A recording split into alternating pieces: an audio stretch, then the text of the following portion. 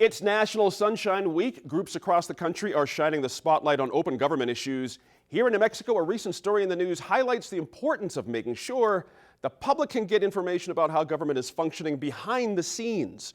Our producer, Sarah Gustavus, sat down recently with two key players in the ongoing push to make information about medical marijuana producers available to the public. I'm joined today by Peter St. Cyr, an independent journalist who's written extensively about the state's medical marijuana program for the Santa Fe Reporter. Thanks for joining us. Thank you for having me. Also, Kip Purcell, an attorney with Rohde Law Firm, and you're a board member for the Foundation for Open Government. Thanks for being here. Pleasure to be here. Peter, I want to start with you. Why did you first become interested in getting more information about who was applying to be a medical marijuana producer? So I've been covering the medical cannabis industry and the emerging market here since really 2007 when the lawmakers first approved the act, and discovered that over the years of reporting that all the original licenses went to all white people and mostly men. There were a few women. And initially, when I heard that Health Secretary Retta Ward was going to select up to a dozen new licensees, I decided right then and there that it needed to be an open process, because as a reporter that writes in the public interest, and in this case the patient's interest, we wanted to know whether the licenses were going to be awarded to political insiders in the Martinez administration, big contributors.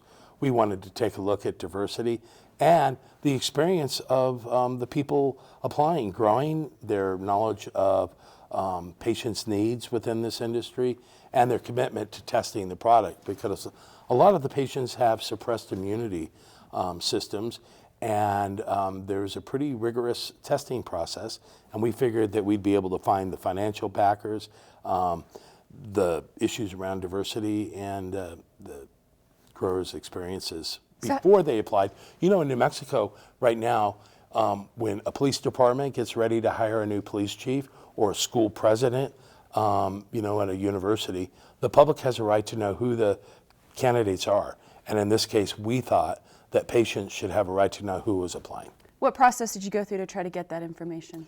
Well, first, you know, the state has a pretty robust public records law. It's called the Inspection of Public Records Act. And there's very few exemptions of information that's not available. And that's because citizens in the state have a right to know what acts and what actions government officials and public servants are taking.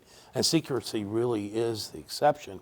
And so we filed an Inspection of Public Records request for the license applications with the Department of Health, and it didn't take too long before that was denied, because the health department has in the past been referring to one of those few exemptions called as otherwise provided by law. And then they referenced their own rules, which are called administrative code, that provided this confidentiality shield. But the problem was that lawmakers never included a privacy shield for medical marijuana growers in the original statute. Nick Hip, legally speaking, how unusual was this, that they would use their own rules in the agency and these kind of exemptions to get around this? It's really not unusual at all, and it's one of the reasons that FOG wanted to join with Peter in filing this lawsuit. We found it to be the situation that there are many agencies that believe that they can promulgate their own confidentiality regulations. They think that's what as otherwise provided by law means. We disagree. I mean, we think there is room for agencies to promulgate confidentiality regulations when the governing statute, when the organic act that creates the agency gives them that leeway, suggests that secrecy is a value that needs to be protected. This statute, the medical cannabis statute, did not do so. It was very clear in protecting the privacy, the identities of medical marijuana patients. It said nothing comparable about producers. And we thought that was a pretty clear indication that this agency had not been given authority to to publish rules that allowed for a greater secrecy. Now, Peter, how long did it take before, as you were going through this process, before the lawsuit was filed? Was it something you did immediately or something that you really thought about for a couple of years? We anticipated it because over the last 9 years, most of the documents that we've gotten back from the Department of Health probing different producers and things like inspection site reports have all come back redacted. And the rule was there, and they had cited it, I think, to me 36 different times over the years. And so we knew the license deadline was going to be in May and started talking about what our strategies would be legally long before that. Now, what were some of the specific reasons that they gave? Safety, security, things like that. Is there a reason for keeping that secret? Well, again, they pointed to this rule, but I think that the original intent was good. Back in 2007, there was still a clear conflict between federal laws and state laws. And the department, when it was negotiating the new rules, when the law first became a law, and Governor Richardson signed it in 2007, they not only needed to protect the growers, they felt like they had to protect their own state employees.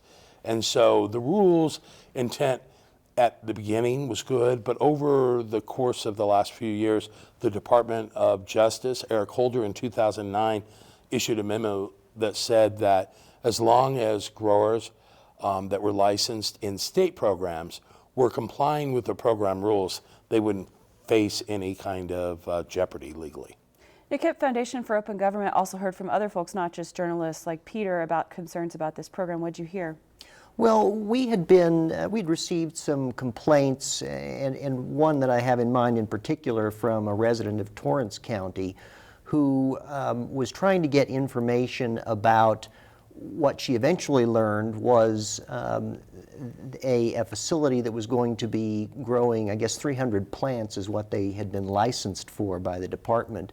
And it was going to be located right next to her property in Torrance County.